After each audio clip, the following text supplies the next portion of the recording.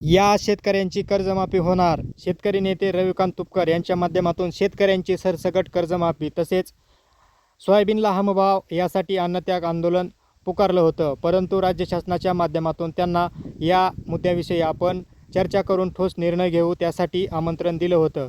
त्याच अनुषंगानं रविकांत तुपकर शेतकरी नेते राज्य शासनाच्या बैठकीत हजर राहिले होते. त्या बैठकीत राज्य शासनाच्या माध्यमातून या मुद्द्याविषयी चर्चा करण्यात आली. परंतु राज्य शासनाच्या माध्यमातून काही शेतकऱ्यांना कर्जमाफी दिली जाईल असं सांगण्यात आलं. तर ते शेतकरी कोणते?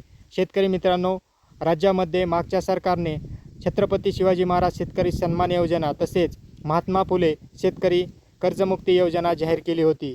त्या दोन्ही कर्जमुक्तीच्या योजनेत जवळपास राज्यातील 6 लाख शेतकरी यांना कर्जमाफीचा लाभ मिळाला नव्हता. परंतु आता या शेतकऱ्यांना निधी देण्यात येईल असं राज्य शासनाच्या माध्यमातून आश्वासन देण्यात आलेलं आहे, असं रविकांत तुपकर यांच्या माध्यमातून सांगण्यात आलं. आपण त्यांची मुलाखत पाहूयात. केंद्र सरकारला विनंती करू, बाध्य करू, आमचे शेतकऱ्यांचे काही प्रतिनिधी त्याच्यासोबत असावेत अशी भूमिका आम्ही मांडली. तर ते म्हणले की ते चर्चा करून आम्ही तुम्हाला कळवतो. हा एक भाग म्हणजे आमच्या आंदोलनामुळे किमान सरकार आता गृहमंत्री अमितजी शहांकडे सोयाबीन कापसाच्या संदर्भात जायला तयार झालं. ही एक मोठी उपलब्धी आमची आहे. दुसरं, छत्रपती शिवाजी महाराज सन्मान योजना जी कर्जमाफीची होती आणि महात्मा फुले योजना होती, या दोन्ही कर्जमाफीमध्ये अनेक लोकांचे पैसे बाकी आहेत. ते दोन्ही योजनेचे पैसे आम्ही टाकतो असा शब्द त्यांनी दिला.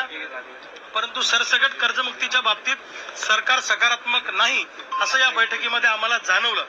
आणि शेडनेटच्या संदर्भात मध्ये